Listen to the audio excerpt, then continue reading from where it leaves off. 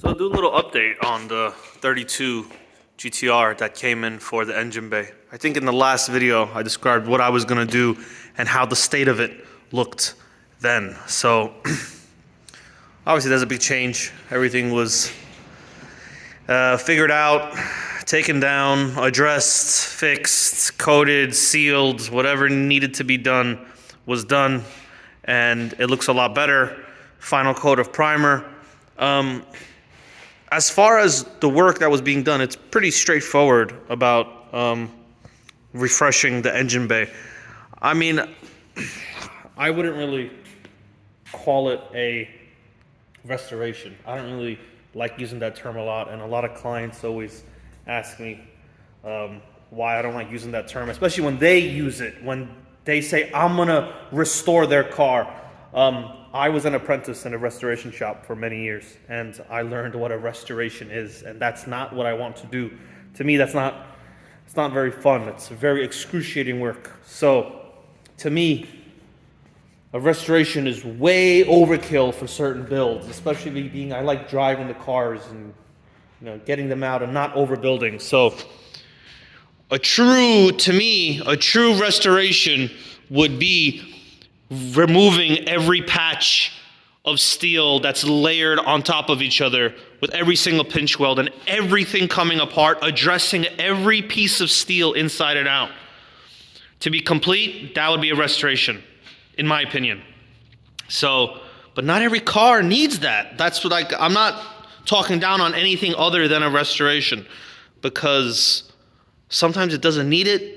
Sometimes the client doesn't want it, and sometimes budget-wise, it would turn this job into a 5-figure job just to do the engine bay.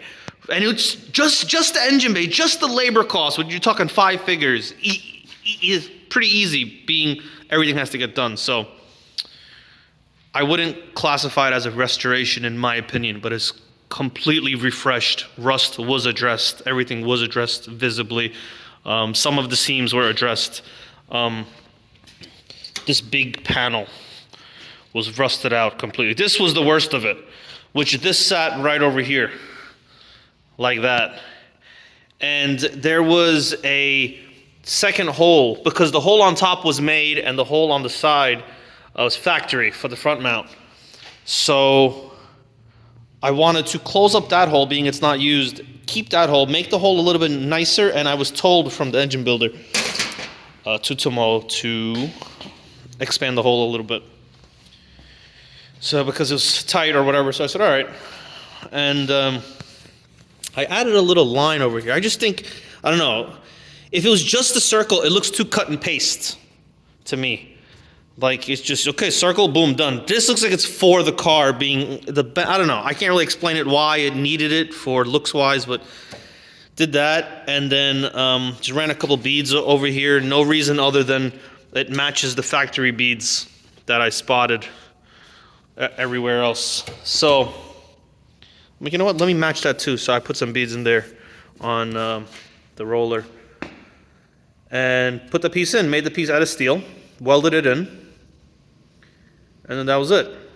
So that was the worst of it. And I went to the original seam, butted it right up against, and then welded in the front, welded on the sides all around, whatever, So this video, I might go against my initial rule of being one long uncut. It might be one cut in the middle of it, like this, and then painted and complete. So let's see what happens, and maybe I'll add